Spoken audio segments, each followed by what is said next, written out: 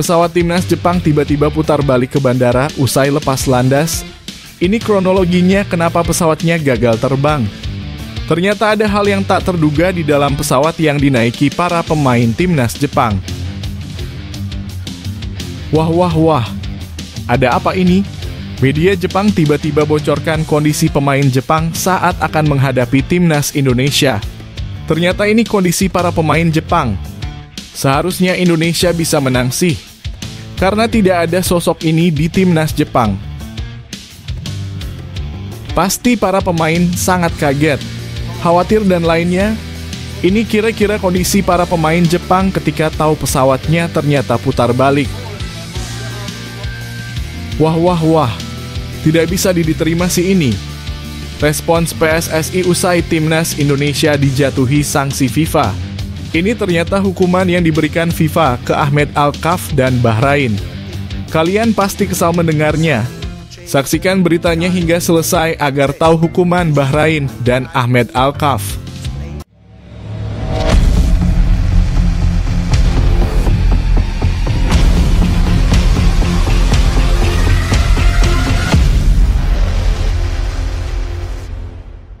Mohon subscribe channel Timnasku Indonesia agar tidak ketinggalan informasi Timnas Indonesia.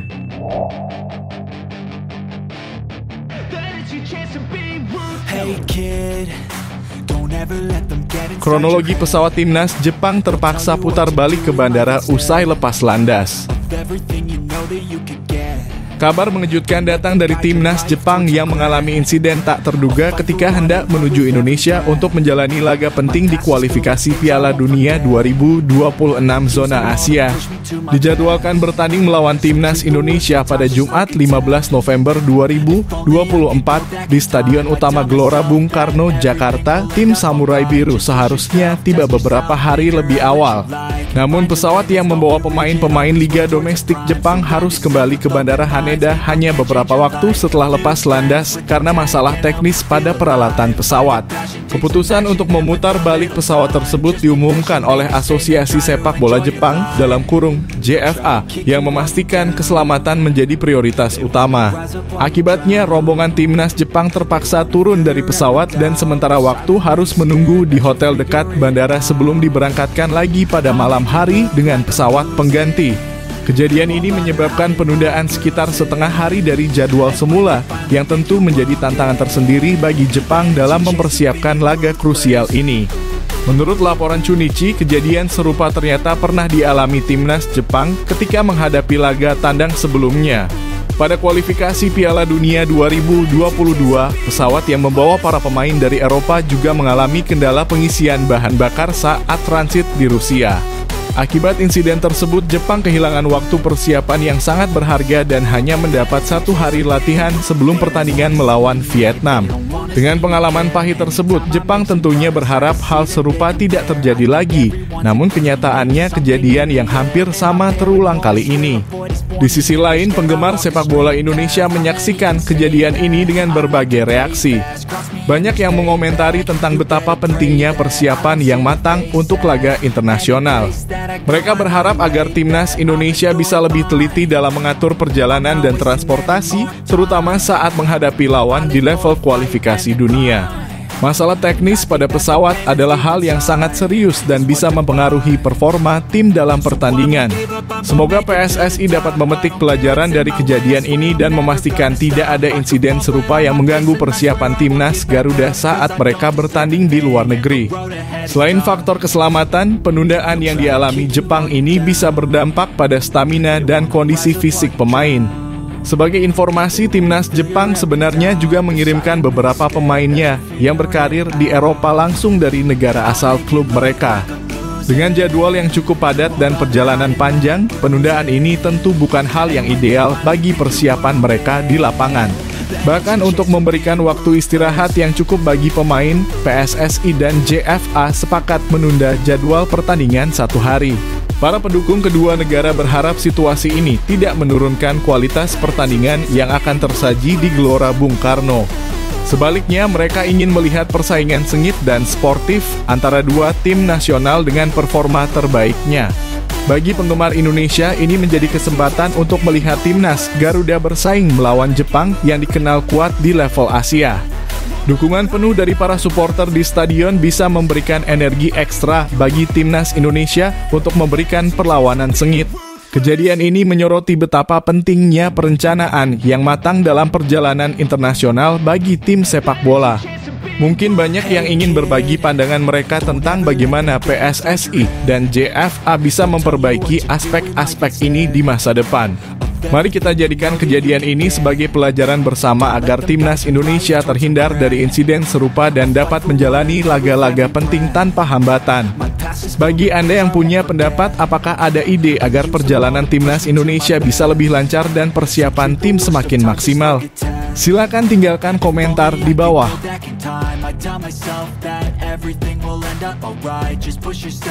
Media Jepang bongkar kondisi darurat tim Samurai Biru saat akan lawan timnas Indonesia. Timnas Jepang sedang menghadapi situasi yang tidak menguntungkan menjelang laga melawan timnas Indonesia pada putaran ketiga kualifikasi Piala Dunia 2026 zona Asia. Kabar kurang mengenakan ini datang setelah salah satu bek utama mereka, Shogo Taniguchi, harus absen karena cedera serius pada tendon Achilles saat pertandingan Liga Belgia melawan KV Mechelen pada 9 November 2024. Taniguchi yang bermain untuk Sint-Truiden sebelumnya selalu tampil penuh dalam 4 pertandingan kualifikasi Jepang di putaran ketiga menjadi pilar utama pertahanan tim Samurai Biru. Absennya Taniguchi menjadi pukulan telak bagi pelatih Hajime Moriyasu yang langsung memanggil Hiroki Sekine dari Kawasaki Reysol untuk menggantikan posisinya. Namun tak hanya Taniguchi, dua bek tangguh lainnya, Takehiro Tomiyasu dari Arsenal dan Hiroki Ito dari Bayern Munich, juga tidak dapat memperkuat Jepang dalam putaran ketiga ini karena cedera. Tomiyasu yang dikenal sebagai pemain bertahan berpengalaman dengan 42 caps, terakhir kali bermain untuk Jepang pada putaran kedua melawan Suriah. Begitu pula Hiroki Ito yang juga harus absen karena cedera setelah tampil pada putaran kedua. Media Jepang Sponichi mengungkapkan bahwa kondisi lini pertahanan Jepang sedang dalam situasi darurat, terutama karena absennya 3 bek andalan tersebut. Sponichi menyebut Taniguchi sebagai bek tengah yang sangat dibutuhkan untuk memimpin pertahanan, apalagi di tengah formasi 3 bek yang mengandalkan soliditas di lini belakang. Dalam artikel yang sama, Sponichi menyoroti bahwa absennya Tomiyasu, Ito, dan Taniguchi ini menyebabkan kegelisahan yang cukup besar di antara para pendukung dan tim pelatih Jepang. Kota Takai, bek tengah yang masuk daftar 27 pemain, juga dikabarkan tidak dalam kondisi prima untuk menghadapi laga penting ini setelah absen pada pertandingan Kawasaki Frontale melawan Kyoto. Situasi ini tentu mengundang reaksi beragam dari para penggemar sepak bola, baik di Jepang maupun Indonesia. Di satu sisi, ada yang menilai bahwa ini adalah peluang bagi timnas Indonesia untuk bisa menghadapi Jepang dengan lebih optimistis, mengingat mereka akan tampil tanpa beberapa pemain kunci di lini belakang. Namun perlu diingat bahwa meski Jepang tanpa pilar-pilar utama mereka, tim Samurai Biru tetaplah tim yang sangat kuat. Jepang berada di posisi puncak grup C dengan 10 poin tanpa pernah terkalahkan, menunjukkan bahwa mereka masih menjadi favorit. Di lain sisi, kondisi darurat yang dialami Jepang ini menjadi pembelajaran berharga bagi timnas Indonesia dan PSSI. Para pendukung Indonesia mungkin ingin melihat manajemen yang lebih baik dalam menjaga kebugaran para pemain kunci agar kejadian serupa bisa dihindari. Cedera adalah risiko yang selalu ada, tapi persiapan matang, dukungan medis yang baik, dan strategi rotasi yang tepat dapat membantu menjaga kondisi para pemain. Bagaimana menurut Anda? Apakah kondisi darurat ini memberikan keuntungan bagi timnas Indonesia atau justru menjadi tantangan tersendiri untuk tetap tampil maksimal melawan Jepang? Apakah menurut Anda PSSI sudah siap dalam menghadapi tantangan serupa? Mari bagikan pendapat Anda di kolom komentar dan jangan lupa untuk terus mendukung Garuda di kualifikasi Piala Dunia ini.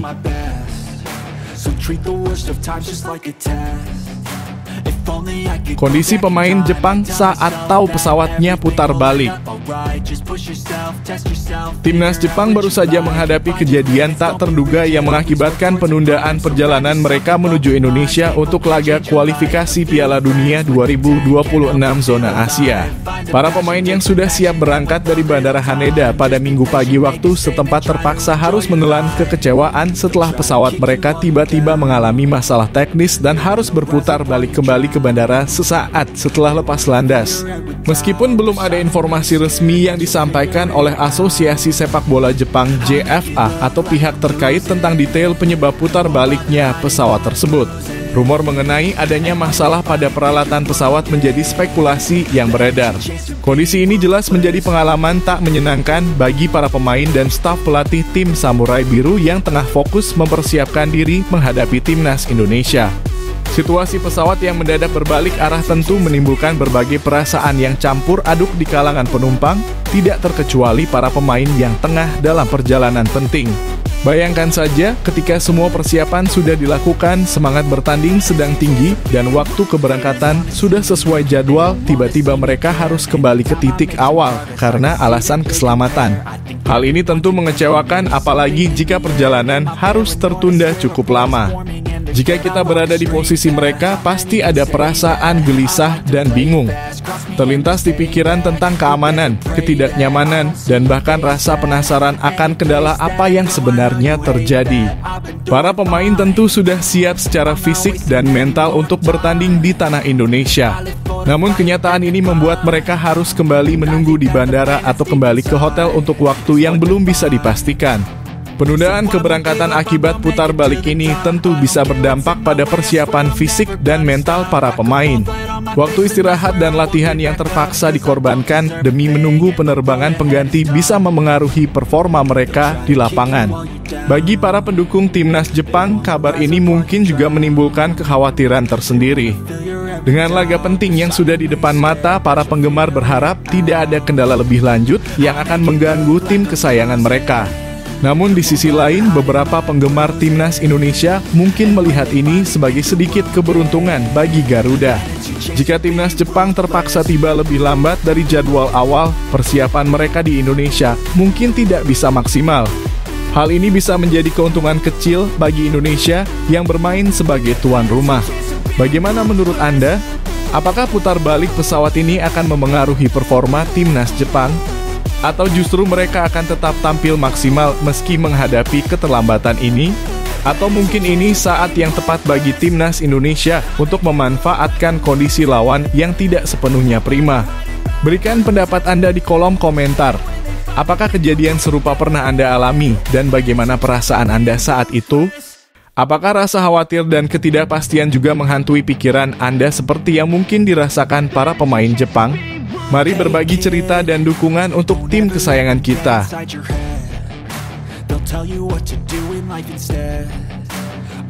Respons PSSI usai FIFA jatuhkan sanksi ke Timnas Indonesia. PSSI memberikan respons terkait sanksi FIFA yang dijatuhkan kepada Timnas Indonesia usai beberapa pelanggaran yang terjadi pada babak ketiga kualifikasi Piala Dunia 2026 zona Asia. Anggota Komite Eksekutif Exco PSSI, Arya Sinulinga, menyatakan bahwa PSSI menghormati sanksi tersebut dan berjanji untuk melakukan evaluasi agar insiden serupa tidak terulang di masa mendatang.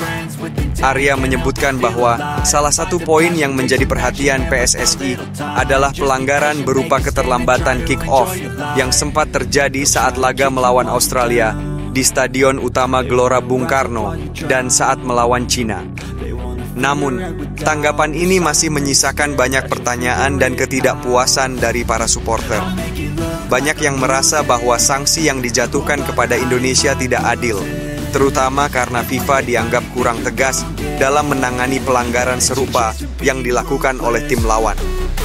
Supporter Indonesia menyoroti kasus saat laga melawan Bahrain, di mana wasit dianggap melakukan keputusan kontroversial, dan supporter Bahrain kedapatan menyalakan laser ke arah pemain lawan. Anehnya, FIFA hanya memberikan denda kecil kepada Bahrain tanpa sanksi tambahan untuk tindakan supporter mereka yang mengganggu jalannya pertandingan.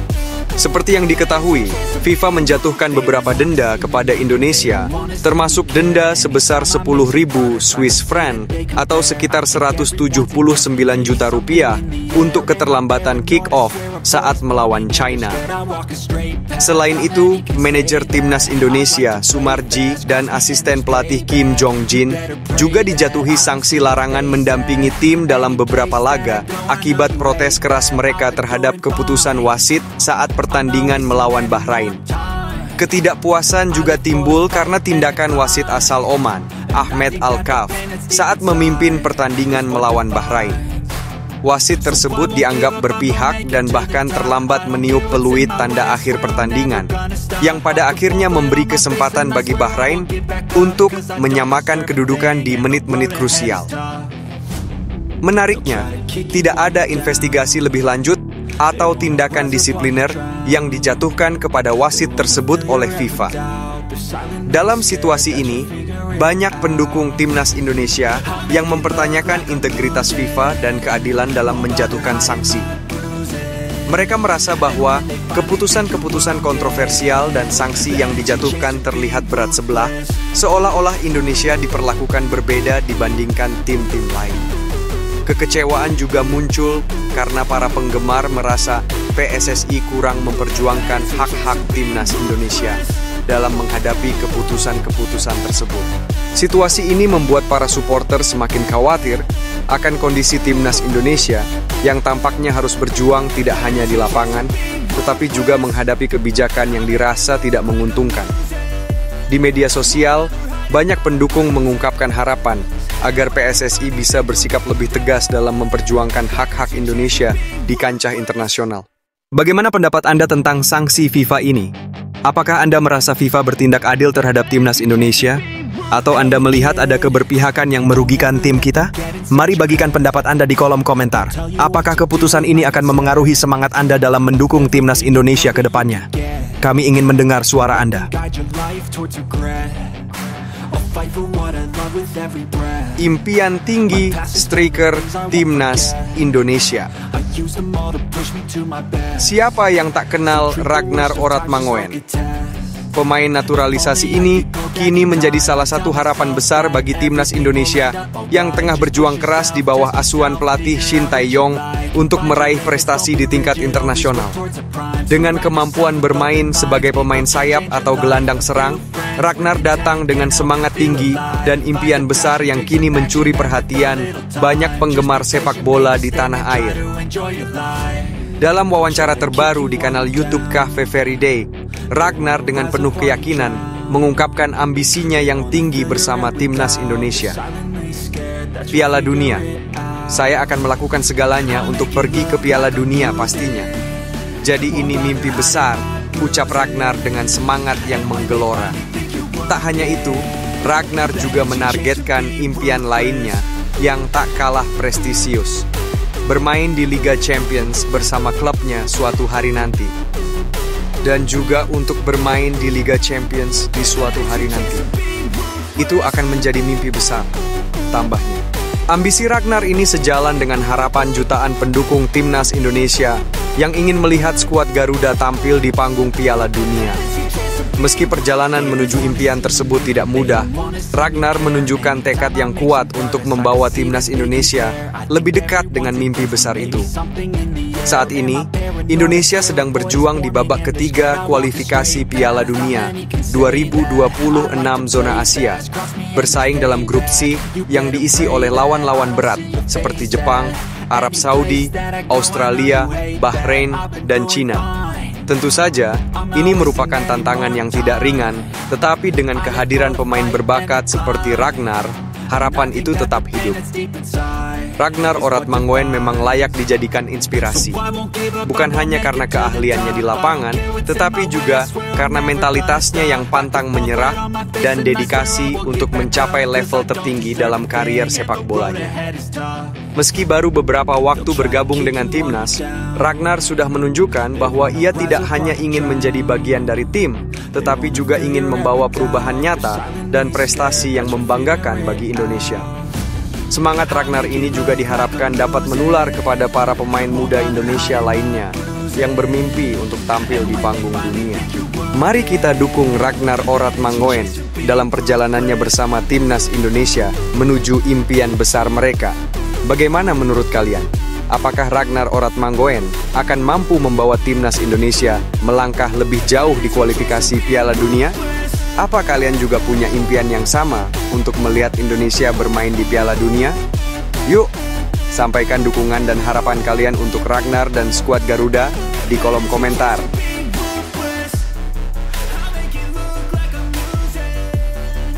Kevin Dix bisa main di laga Timnas Indonesia lawan Jepang. Kabar gembira datang bagi para penggemar Timnas Indonesia. Kevin Dix, pemain berkualitas internasional yang kini telah menyelesaikan proses perpindahan federasi, dikabarkan siap tampil memperkuat Garuda di laga penting kontra Jepang. Pertandingan ini adalah matchday kelima grup C kualifikasi Piala Dunia 2026 zona Asia yang akan berlangsung pada Jumat 15 November 2024 malam WIB. Dengan hadirnya Kevin Dix, Timnas Indonesia memiliki tambahan amunisi untuk menghadapi salah satu lawan terberat mereka di grup ini. Kehadiran Kevin Dix di skuad asuhan Shin Tae-yong tentu menjadi angin segar, terutama mengingat kemungkinan absennya bek andalan Indonesia, Miss Hilgers, akibat cedera hamstring yang ia alami sejak pekan lalu. Jika Miss benar-benar absen, besar kemungkinan Kevin akan diturunkan sebagai bek tengah sebelah kanan dalam formasi 3-4-3. Namun, bila Hilgers pulih lebih cepat dari dugaan, Kevin mungkin akan dioperasikan sebagai wingback kanan, peran yang sesuai dengan kemampuan versatilnya. Dengan kemampuan bermain di berbagai posisi, mulai dari back tengah hingga winger, Kevin Dix membawa fleksibilitas yang sangat dibutuhkan Indonesia dalam menghadapi dua pertandingan berat bulan ini. Selain menghadapi Jepang, Timnas Indonesia juga akan melawan Arab Saudi pada 19 November 2024. Target PSSI adalah agar Indonesia meraih minimal 4 poin dari kedua laga ini. Tambahan poin tersebut akan sangat membantu posisi Indonesia di klasemen. Hingga saat ini, Indonesia berada di posisi kelima dengan 3 poin, terpaut hanya 2 poin dari Bahrain yang berada di peringkat keempat. Mengingat hanya 4 tim teratas yang lolos ke babak selanjutnya, meraih poin dari pertandingan melawan Jepang dan Arab Saudi menjadi sangat krusial. Banyak penggemar yang berharap kehadiran Kevin Dix mampu membawa perubahan positif dan memperkuat lini pertahanan Indonesia. Kemampuannya yang terbukti di Liga Eropa dan pengalaman bermain di level internasional diharapkan bisa menahan serangan Jepang yang dikenal dengan permainan cepat dan intensitas tinggi. Para supporter tentunya tidak sabar melihat aksi Kevin Dix di lapangan bersama Timnas Garuda. Ini bisa menjadi momentum bagi Timnas Indonesia untuk menunjukkan bahwa mereka tidak hanya hadir untuk bersaing, tetapi juga untuk memberikan perlawanan yang berarti bagi tim-tim kuat di Asia. Bagaimana menurut kalian? Apakah Kevin Dix akan mampu menahan gempuran dari pemain-pemain Jepang, atau bahkan bisa membantu lini serang Indonesia dalam formasi yang fleksibel? Yuk, dukung Timnas Indonesia dengan penuh semangat dan berikan pendapat kalian di kolom komentar.